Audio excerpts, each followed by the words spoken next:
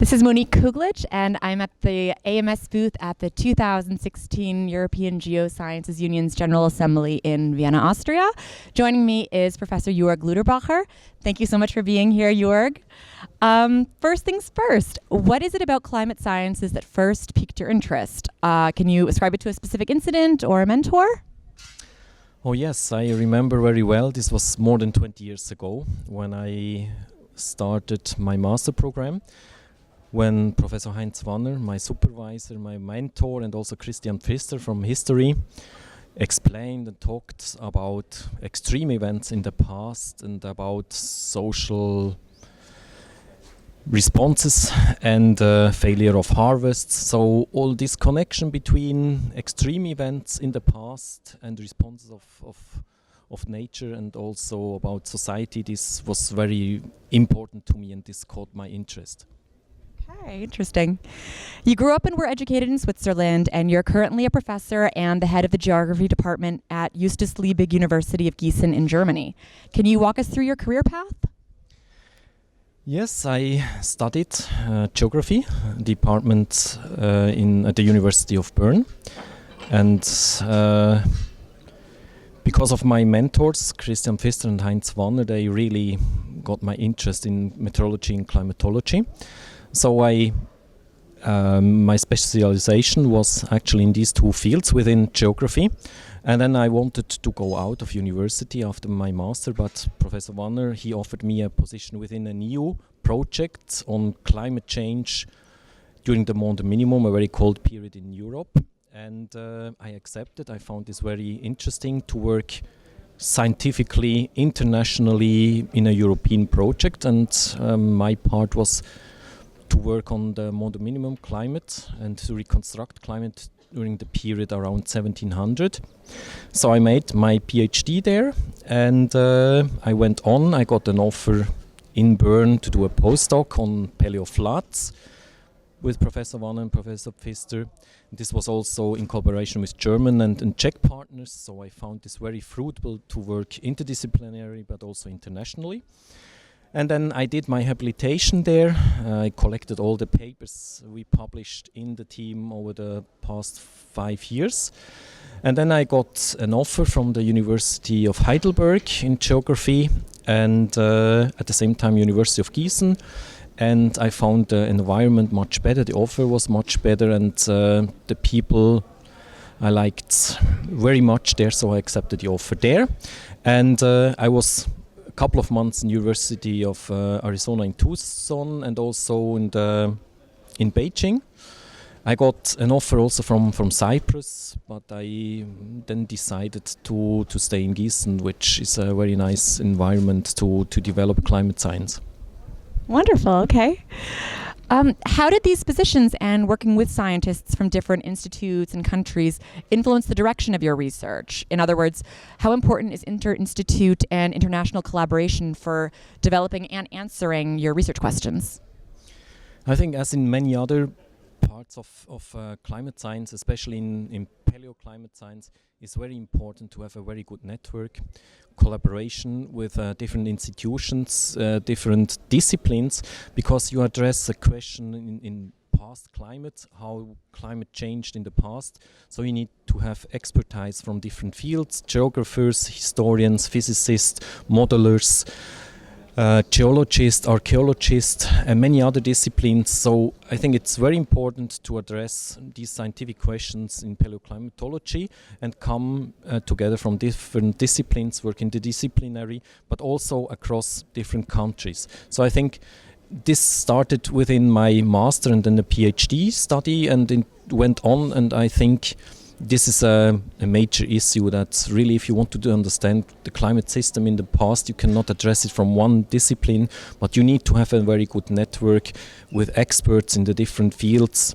across many countries to answer these questions. Okay. Congratulations on being named one of Thomson Reuters' highly cited researchers in the field of geosciences for 2015. In that year, you had 3 articles in the Journal of Climate, a study about simulated daily precipitation, a study about the early 19th century summer cooling in Central Europe, and a study about surface air temperature records over Antarctica. Although each of these studies falls within the field of climatology, covers a broad range of topics, time scales, and spatial scales. And this is consistent with your research and publication history. How do you find a balance between considering the interconnections between climate change and forcings on various spatial and temporal scales and not becoming overwhelmed? So, in other words, how do you maintain a holistic view of the climate system but filter out all of the noise? Well, this is that's the way I was educated at the University of Bern, to not to study specific aspects of climate, but to be really broad. And this is also an aspect of within geography in climatology.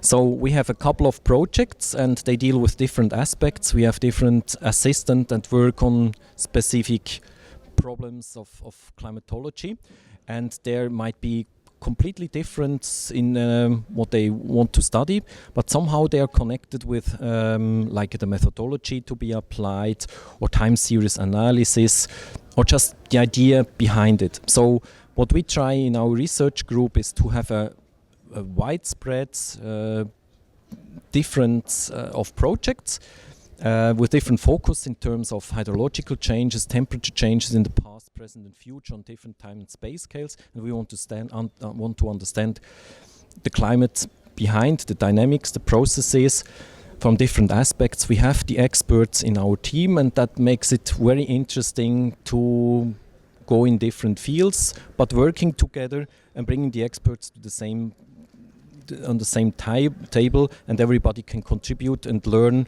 despite the fact that the topics might be completely different.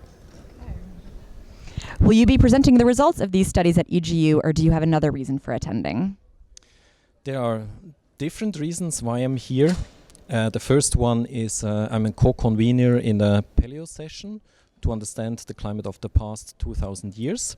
Then I gave also a talk within this session on the European summer temperature back to Roman times, and of course very importantly is to meet people here, the networking, to talk about science, talk about potential new project, about publication, to hear the latest news on different parts.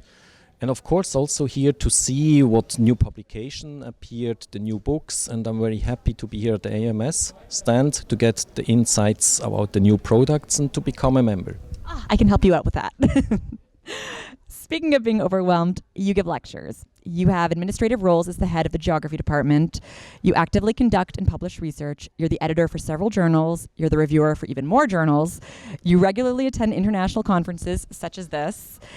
You were an author of the 4th and 5th IPCC reports, and most importantly, you have a beautiful family. How do you find time to fulfill your professional responsibilities and maintain a healthy work-life balance? Can you offer any tips or strategies? Well, this is actually not very easy to answer, but so far I managed, and this only works if you have really a good functioning team at the university with reliable, very motivated people that can work interdisciplinary, independent. So I don't have to be there all the time. They know what to do. They can interact with each other. They can work. They know actually the work they have to do and want to do.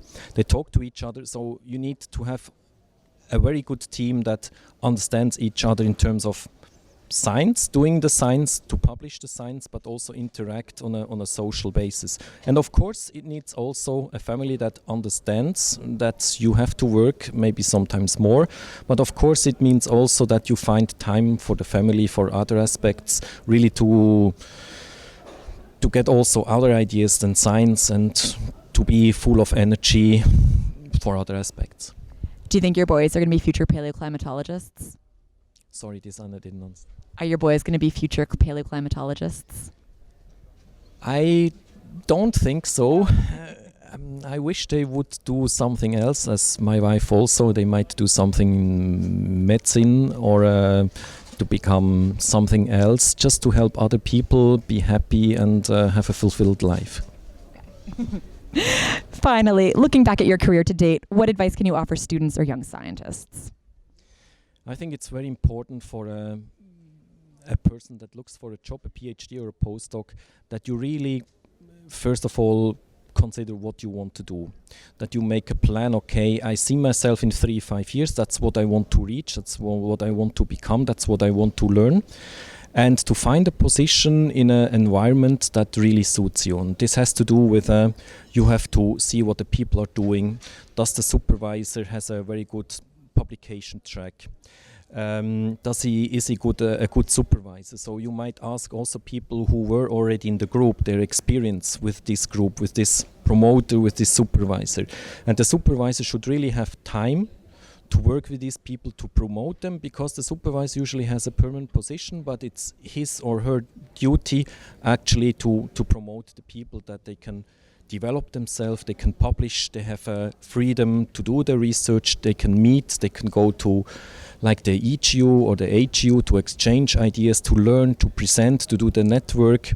So I think it's very important that somebody is really looking for a place that's interesting in terms of environment.